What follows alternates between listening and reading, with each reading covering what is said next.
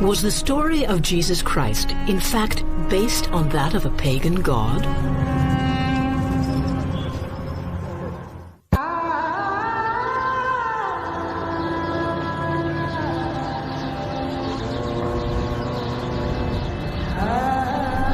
Ancient Egypt, home to one of the world's oldest religions that parallels what Christians call paganism. It was a faith that related to the cycles of nature. The essence of life, birth, death, and resurrection, was often represented by the sun. To worship the sun, the most powerful force of nature, meant to worship God. The ancient pagan world wasn't some sort of benighted, savage place. It wasn't primitive. It was a very advanced culture, which gave us philosophy, architecture, democracy, mathematics, science. And it had a highly evolved spirituality. And at the center of that spirituality were what was known as mystery cults.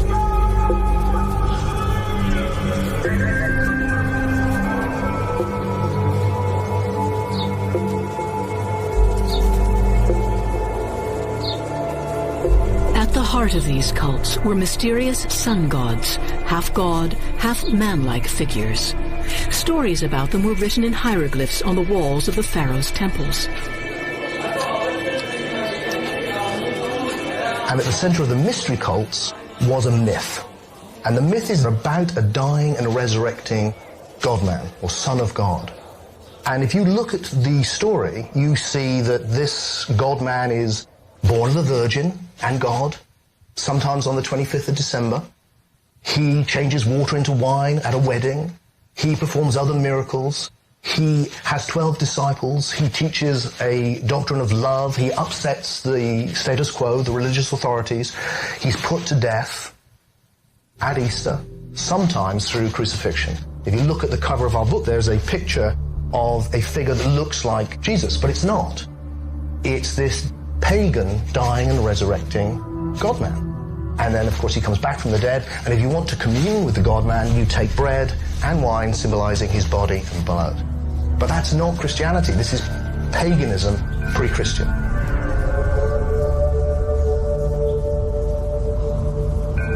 So we are inside this temple.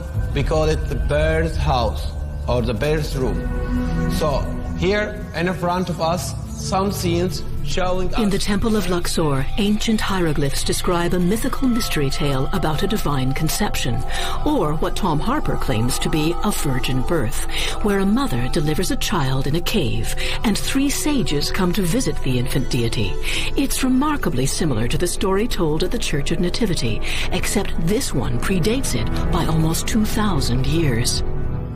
Standing in one of the panels is the sun god, Horus. This very important god, because also this god had the same birth or the same house. In the texts associated with the image of Horus, Harper found references to the Good Shepherd, the Lamb of God, and the Son of Man, all well-known biblical references to Jesus Christ. And also in the same time, his uncle. He claims 180 similarities between Horus and Jesus Christ. Horus is referred to as the Christos, or Ayusa. His virgin mother is the goddess Isis. When she got this baby, Horus, she carrying him like in the same attitude, like the Virgin Mary and the Christ. The images of Mary and the images of Isis with Horus on her knee were interchangeable. And in some churches today in Europe, they have a grotto in the bottom basement of the church where you will find a black Madonna. And the black Madonna is Isis and Horus. Horus is just one of many such gods. Harper found evidence of dozens of others. Some of them can be found in the Christian shrine at the Coptic Museum in Cairo. And they all have similar careers. They all have supernatural births. They all are persecuted. That was an allegory or a symbol for the fact that each one of us, when we're born, we have the spark, the gift, and it's threatened that it'll be covered over by materialism, by animal passions. Beneath the epicenter of Christianity, the Vatican, under St. Peter's Basilica is a ceiling mosaic dating back to the 3rd or 4th century that some believe clearly demonstrates the merging of pagan and Christian beliefs.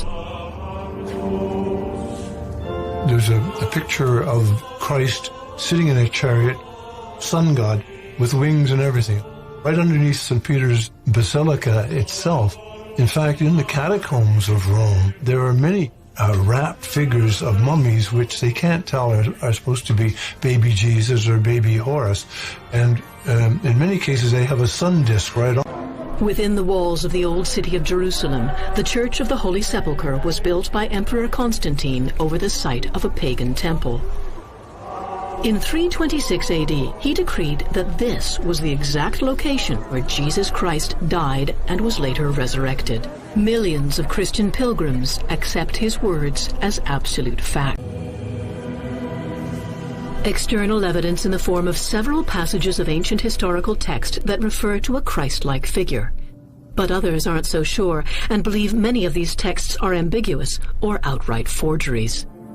The greatest suspicion is cast on the work of Flavius Josephus, a respected 1st century historian whose writings contain references to Jesus.